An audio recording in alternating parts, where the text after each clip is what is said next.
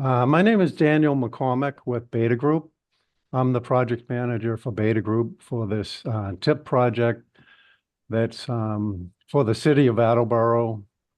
We just conducted a in-person 25% design public hearing on December 17th. It was received very well. It was at the Peter Thatcher Elementary School in Attleboro. There was probably 30 or 40 people there. It went very well. There were comments, of course, with that many people, and we're meeting with the city actually tomorrow to go over their viewpoint on the comments that were there. But overall, it was a very good meeting. I'll try to keep this presentation short because I know you have a full agenda. The project is located along South Avenue on Route 123 in Attleboro, from Lathrop Street to Snell Street. It's shown here in red. It's adjacent to the recently constructed project for the city of Attleboro at Rathbun Willard Drive. And so it will meet in with the end of that project. And then the limit on the west end will be at Lathrop Road, which is at the limit of the state highway layout. So this portion here is a straight geometry. It's city owned and maintained, but is a TIP project. The estimated total federal participating construction cost is $12 million, and the 25% came in line with that estimate. Actually, a little bit under that estimate, but as you know, MassDOT adds in some other contingencies, so that the project's looking really good as far as budget being right in line. The purpose of the project is primarily a safety improvement project for all road users. It will provide ADA, AB, pedestrian accommodations. I won't list them because you'll see them in a minute. Improved bicycle accommodations.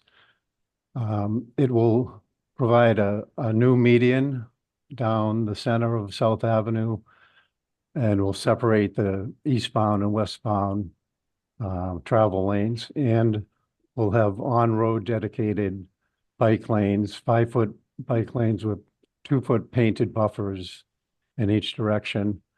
And the project will include infrastructure improvements, full-depth roadway reconstruction, upgraded drainage facilities, new water main that will be relocated, new sewer main that will be relocated, and solar-powered street lighting that will be in the median. And of course, new pavement markings and signs. This is the street mix view of the cross-section. The existing roadway is a 52-foot wide roadway. It's only one lane in each direction, so it's just a sea of pavement out there right now. So we're defining the roadway a lot better here with a divided highway, divided roadway, boulevard actually. The current speed limit is 40 miles an hour, but because of the wide roadway, it invites speeding and undesirable conditions for other road users. So here you can see the vehicular travel lanes in each direction, the 5-foot bike lanes with the 2-foot painted buffers, and wide sidewalks on either side. This is a nice rendering of what the 25% design looks like. You can see on the right side, the existing condition, like I said, is just a sea of pavement, and it's not delineated well. The on-road bicycle accommodation is just not delineated at all. There are sidewalks on both sides, but they're not in compliance with ADA and AAB right now. You can see that the rendering here will have a new median with solar-powered street lighting. We're discussing some of the surface treatments with the city. We'll probably be adding in some drought-tolerant grasses and vegetation to increase the greenery on the project as we move forward as well. And the next steps on the project, we had the design public hearing, as I said, December 17th. So we'll continue with the design process, anticipating 3 more submittals, 75%, 100, and PS&E. And there is right-of-way acquisitions, mostly temporary, but there are some small permanent right-of-way for utility accommodation, relocating utility poles and overhead wires. The design is expected to be completed in 2028, and the construction right now is scheduled to start in spring of 2029. And that's my brief presentation. Thank you very much. Any questions or do we take questions now or? Yeah, thank you very much, Dan. Does anybody have any questions? Question with regards to the solar lighting on the medium strip. Is there going to be backup lighting? Right now, we are planning to make it a hybrid system. The city does want a hybrid system.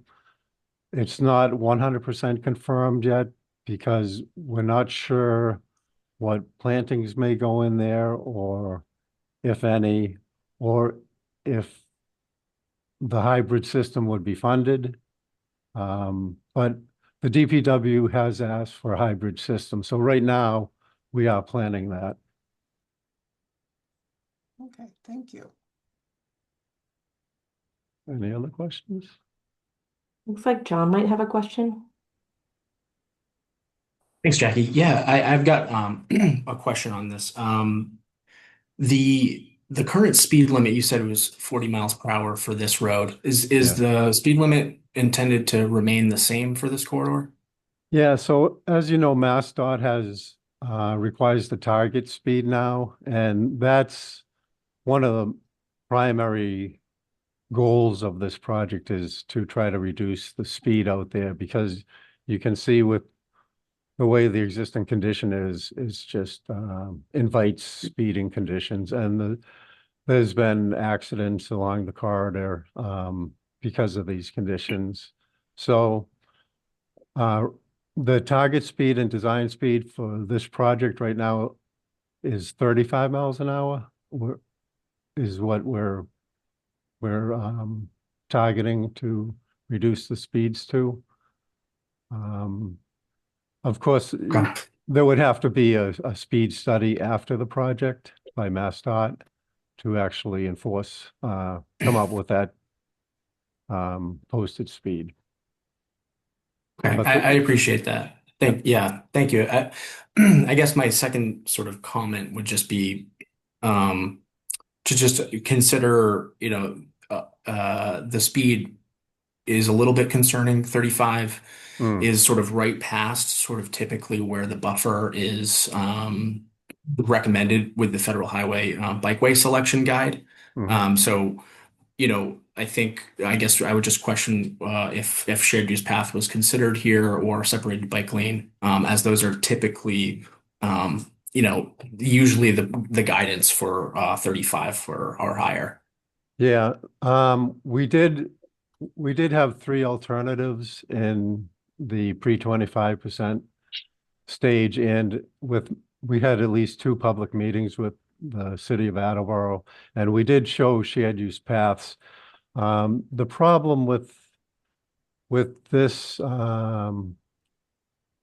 with the shared use paths is that for a median and divided roadway like this, the minimum roadway width by fire code and is 20 feet.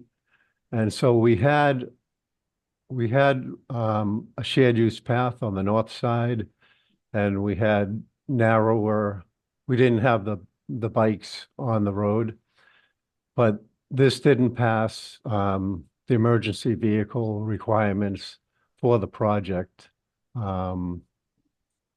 because they required 20 foot minimum. And we also checked the largest fire truck turning radiuses on all the side streets in the project to make sure that that the fire trucks would be able to make all the turns.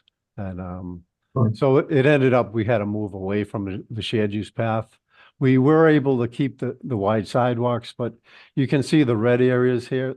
They're really buffer areas that they're part of the sidewalk, but this is where we'll put the signs and some of the mostly street signs. And on the south side of the roadway, there's utility poles, so they'll be in this 4 foot buffer. But where there aren't poles, it will be sidewalk. So really, you'll have a 6 foot sidewalk with that 4 foot buffer for those obstacles, and a 5 foot sidewalk and a 4 foot buffer on the south side. But where there are no poles or no signs, it'll be a 10 foot on the north side and 9 foot on the south side. But we did look at the shared use paths. Yeah, I appreciate that. And, my final comment would just be, if there's a consideration or a possibility of doing sort of maybe a mountable curb or something that might provide that width for the fire trucks, while also potentially providing a little bit higher comfort or separation for the cyclists. It would just be something to consider. But thank you. I appreciate it. Yeah, we're going to be talking to the city tomorrow, and we'll go over some of these ideas and comments. We've got similar comments at the design public hearing, and we'll be discussing that with the city. Great. Any other questions? All right, well, thank you very much. Appreciate it.